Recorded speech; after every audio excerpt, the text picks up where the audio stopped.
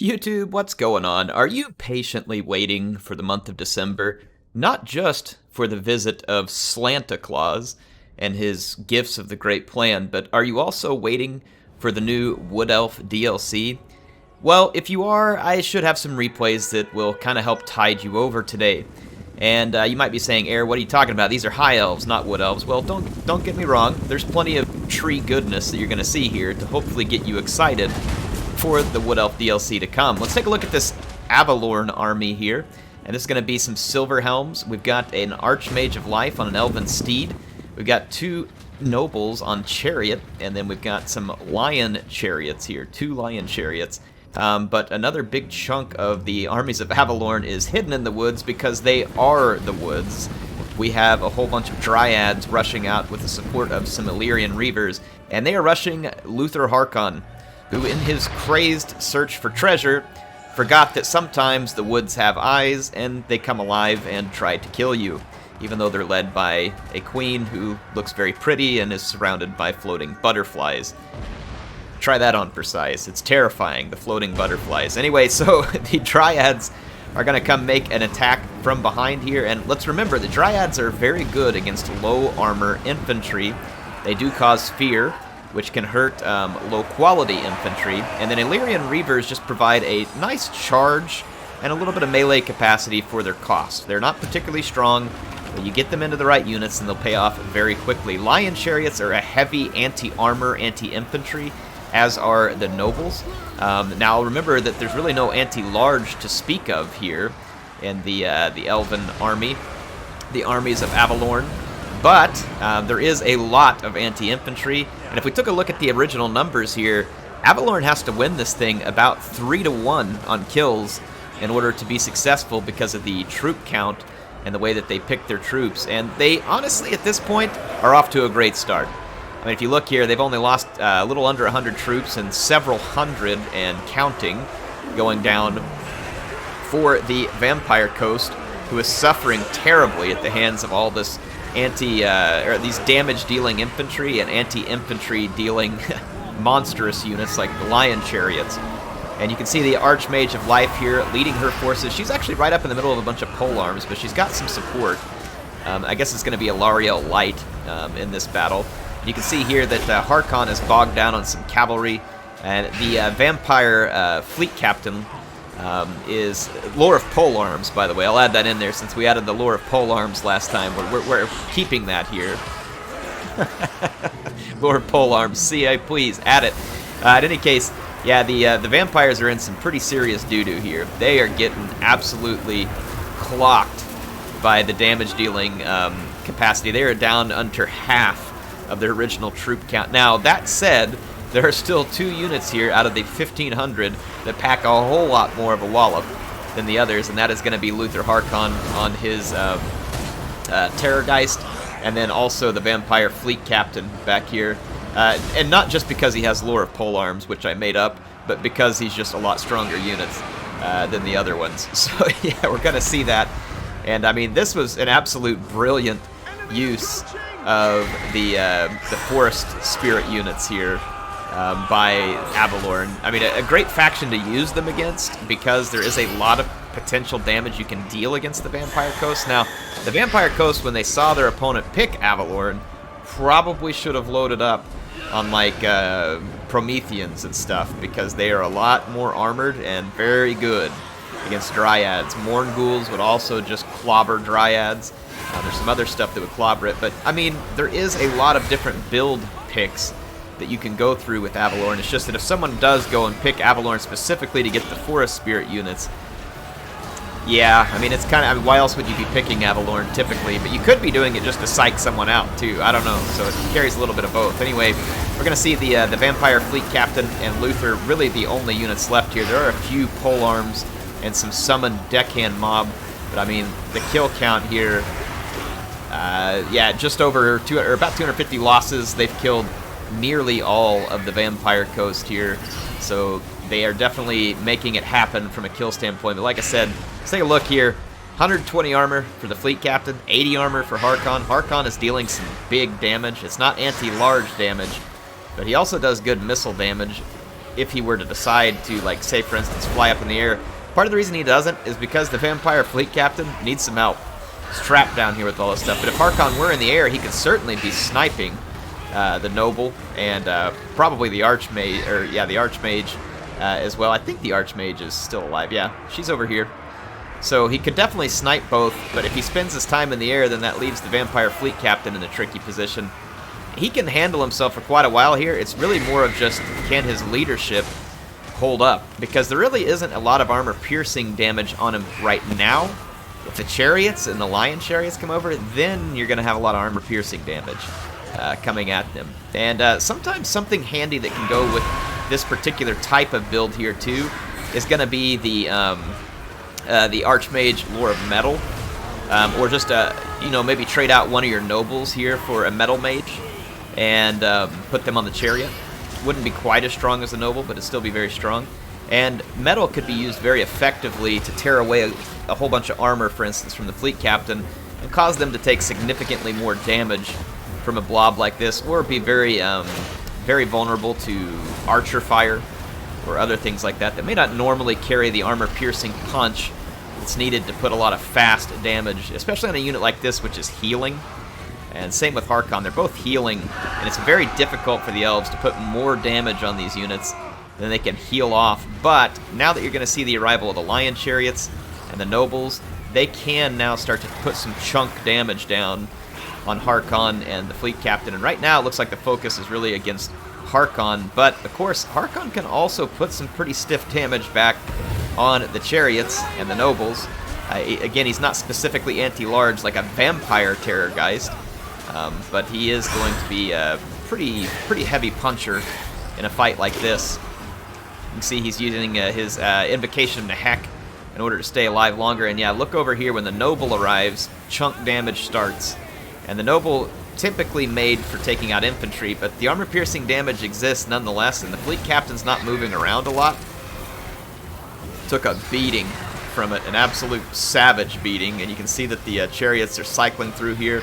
And now the fleet captain is in really bad shape, and that's affecting the power bar for Harkon. Harkon's going to catch a few of these charges as well from the lion chariots, but he is resisting this quite nicely. I mean, I'm pretty impressed by what Harkon's been able to hold out to here. And he picks up a lot of kills, so it's nice work on his part. That is going to be the end of the Vampire Crab Captain, Lore of Polearms, as stated by Air. That's right, folks. Air just makes up stuff sometimes, so be careful. And that's going to leave Luthor Harkon, who is kind of attempting to get up in the air, maybe, but honestly, he can't go in the air. He's going to lose all of his leadership because there's no more units left on the ground. So Harkon at this point is just going to have to fight. He's left with no other option, and you're going to just be, yeah, stuck with it, I think. I'm going to put Harkon, I'm going to pin his thing here so that you all can watch him and see what happens. Yeah, he's in trouble. Anyway, I thought you would enjoy this build. There's actually another replay that this same player sent us, which is going to also be using a Dryad army, and I want to show both at once, because I think it'll be cool to see it in a couple of different use cases, with a couple of different build types. And like I said, maybe helps us get a little bit hyped for the Wood Elves. But let's look at the results of this first battle, and then I will go load in the second one. If you want to skip ahead, I'll have timestamps, so go check those out if you want to. Actually, sorry, we got to end the replay here. Yeah, so Golden Duck. And if I remember right, this I think was submitted by Sovereign, or sorry, Golden Eagle. It was Golden Eagle from our Discord. I have another one from Sovereign that I do want to show soon. He had a pretty entertaining one with some squig hoppers that I think you all would like. But yeah, Golden Duck is one of the members of my Discord, or Golden Eagle as he is on Discord, submitted this, so appreciate him submitting. This was a fun army build. I appreciate something a little bit different coming out of the High Elves. And I love the pick with the nobles, the chariots, cool units, very different type of high elf pick. Again, Logic may have seen this coming when AVELORN was picked as the faction, but then again, maybe not. I don't know how many people pull something like this, but if someone picked AVELORN after I had picked Vampire Coast, I would definitely be looking for some wood or forest spirit shenanigans. Like, I mean, I would definitely be watching for forest spirit shenanigans. But in this case, he wasn't really going to be able to do much about it. The army pick here just was not right for taking down what he was up against.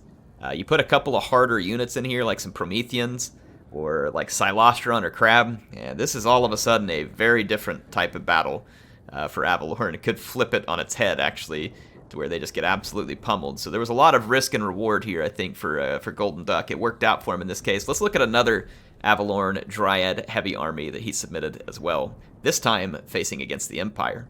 Yep, so here we are. He's going to be facing off against Legion, as I mentioned, playing as the Empire. Legion has a couple of Hellblaster volley guns, a couple of Reichsguard, an Outrider, an Empire Knight, some cheap infantry, Karl Franz, and a Jade Wizard. So a pretty straightforward type of build that gives him the ability to damage some key units from range, have a little bit of skirmishing with the Outriders, but the Outriders, Vanguard deployed right in the middle of a whole bunch of Dryads, and near some Shadow Warriors that are brought. So let's take a look at the difference in the build. So remember I mentioned that Metal Mage. Here is the Metal Mage on the Chariot, so I love this pick, and should just be Plague of Rust. I'm going to double check that, but yeah, Plague of Rust. And then you got Alarielle the Radiant as the Lord. So this time it's not Alarielle Light, it is actual Alarielle, though she isn't on her Eagle, so I suppose it is slightly Alarielle Light. We're going to have some Illyrian Reavers that were Vanguard deployed that are coming in to harass the Hellblaster volley guns. This is excellent timing by AVELORN, as it's going to keep these volley guns from firing, and it draws the attention of the Reichsguard away from the Dryads, which now are going to connect with the Empire front lines. And the Empire front lines will be savaged by Dryads unless they receive some support. So just this one Reaver charge here was absolutely brilliant in my book. And then it also allows the Shadow Warriors to get within range of the artillery units and a Dryad to come in and start fighting as well. So I think a very great start to the battle here for AVELORN. However, Karl Franz just landed with Galmaraz and the Reichland Runefang and just about cut a hole straight through the Metal Mage. And I mean, Karl Franz, when he pops this stuff off, you got to get away from him. Don't fight him.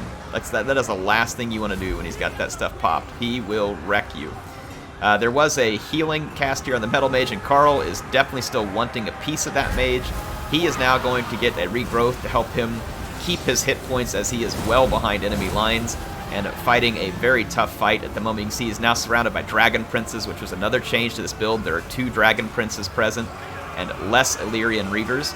A few Dryads, and then of course the trade out here with Alarielle. She's got her Star of AVELORN, and this is going to be devastating for Karl here. He is not going to be able to output any damage, so he decides to get away from the fight. In the meantime, the Shadow Warriors are poking shots at him, and if the Metal Mage were to put a Plague of Rust on Karl, these Shadow Warriors could absolutely melt him if the timing was right and they weren't pressured. The Dragon Prince here putting a charge down to stop the Swordsman and Sigmar's Sons. Look at this back here, the Dryads able to do some really nice work, and they did get rid of one volley gun, though the Empire managed to get one volley gun out away from that fight, and they're going to set it up out here in the flank. This is well done on their part.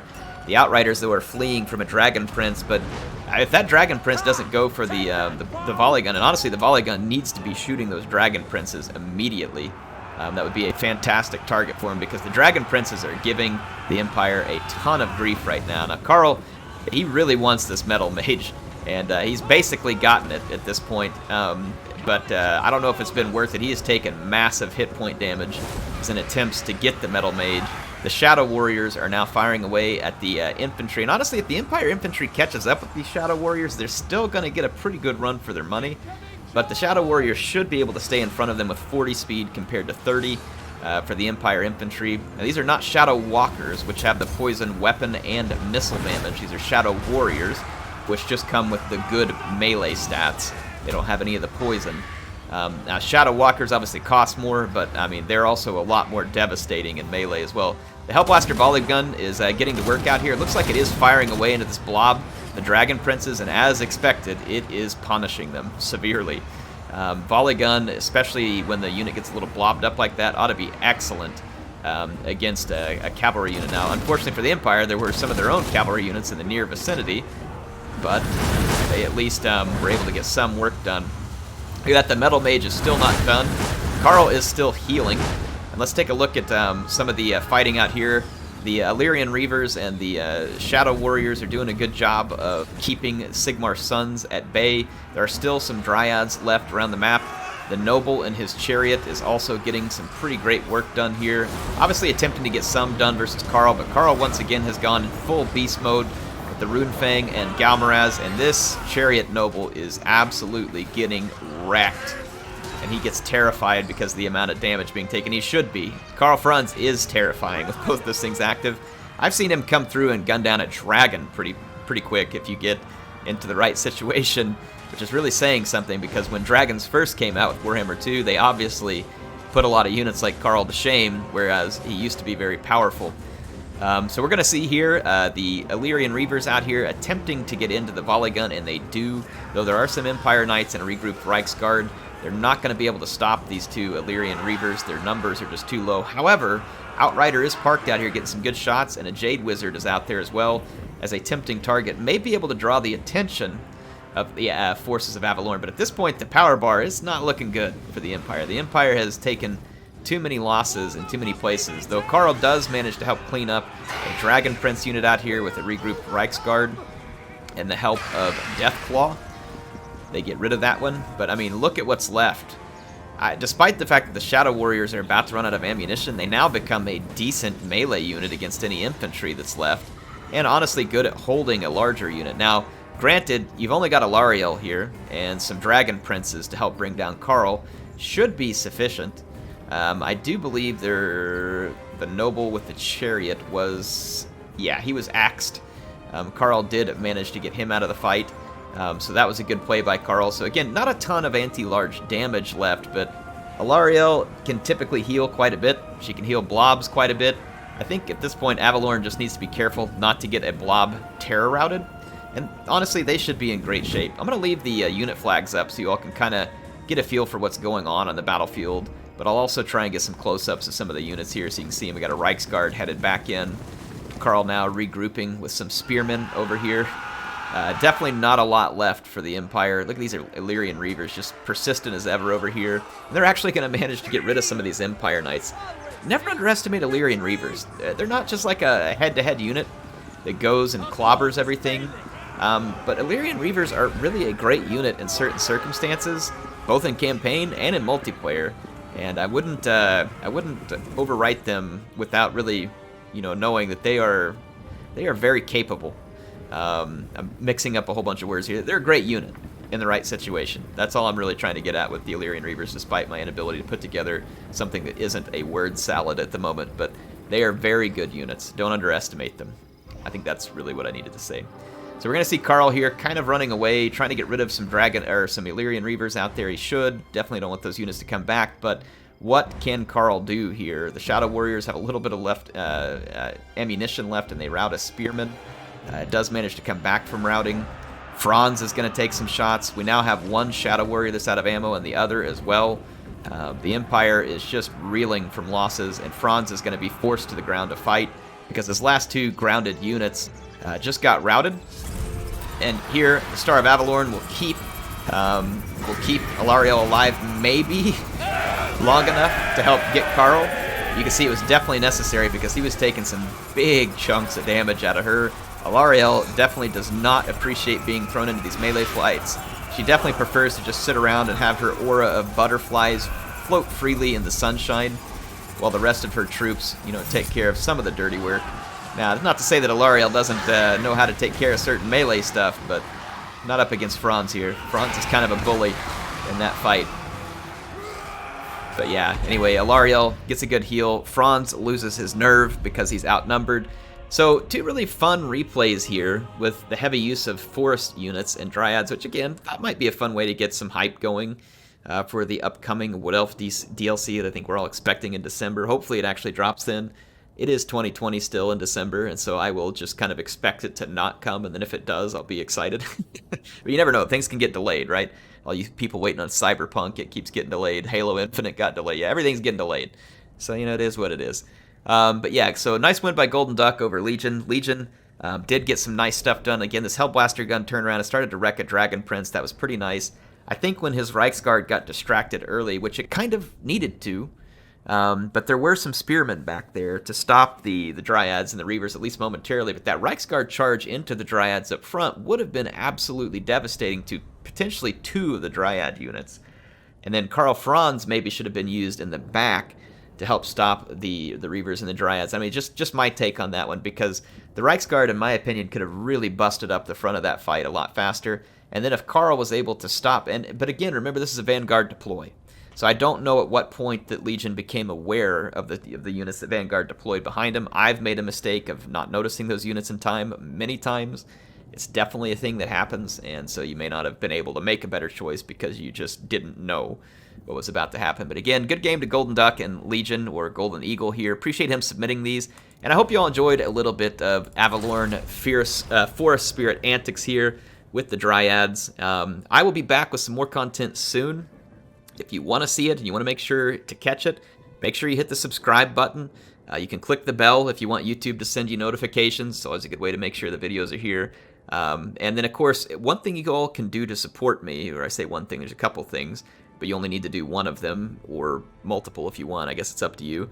Like the video if you sat here and watched this today and you liked it. That's a huge help. If you didn't like it, click the dislike button. Give me that feedback. Go in the comments and tell me why you didn't like it. If you want to leave a comment about something you liked, or the builds, or anything else, we obviously love that too. All those things support me, and it doesn't cost you anything but a few seconds of your time, and it is much appreciated by me. HeirofCarthage signing out for now. I will see you all soon with some more Total War Warhammer 2 action.